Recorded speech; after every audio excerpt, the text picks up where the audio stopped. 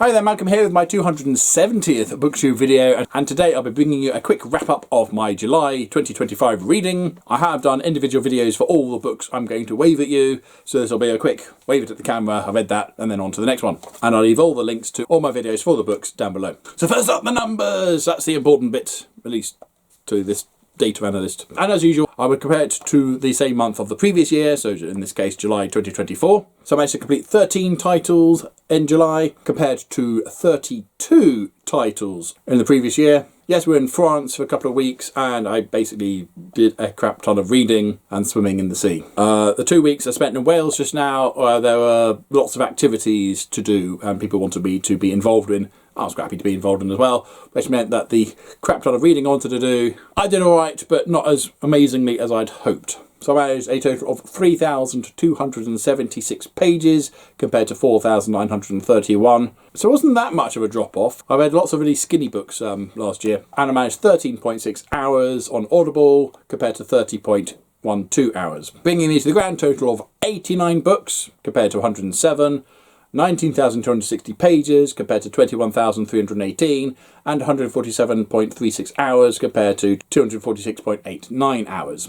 So I'm 18 books behind, which at the beginning of August does seem to be a little daunting to try and close that gap for, but I'm just over 2,000 pages behind, which does seem a lot more doable. And I've given up on the Audible. I'm aiming for 300 hours and I'm not even halfway, so... Anyway, the books. That's what it's all about. I still have 13 titles to get through, so let's get cracking. First up was Firefly, Aim to Misbehave by Rosie Thor, the 9th and possibly final book in the Firefly book series. Please let there be more. I really enjoyed these. Booktastic. And then I read Marvel Select Ironheart, Those with Courage, written by Eve L. Ewing. This was amazing, really enjoyed this one, a lot of fun, booktastic. And then I read, or I should say finished reading, Shroud by Adrian Tchaikovsky to my wife. Another amazing book, another booktastic one here.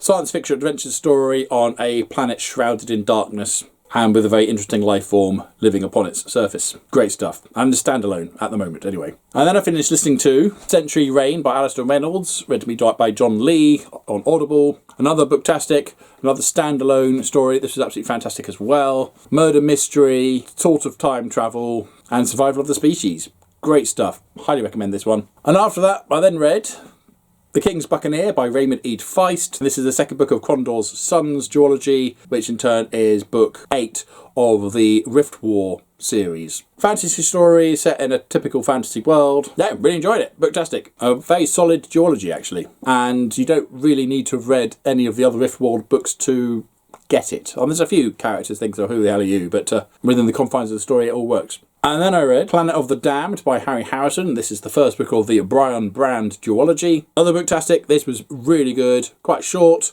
but for fans of the Death World series, yeah, really enjoyed this one. And it was a reread, and I didn't really remember much of it at all, which was interesting. And after that I then read Planet of No Return by Harry Harrison, book 2 of the Brian Brand duology. This one I did remember a bit, or at least the main twist of the story. Yeah, booktastic again. Really recommend that duology. I might do a video extolling the virtues of these two, particularly as my video for the first one sounds like I did it in a Force 10 gale. And after that, I then read Masquerade by Terry Pratchett, part of the Discworld series. I think book 18, I think I count it as. A reread, absolutely love these. Booktastic, and part of the Witch series. And after that, I then read Nation by Terry Pratchett. This was a reread, but I didn't remember huge chunks of this, but absolutely loved this one.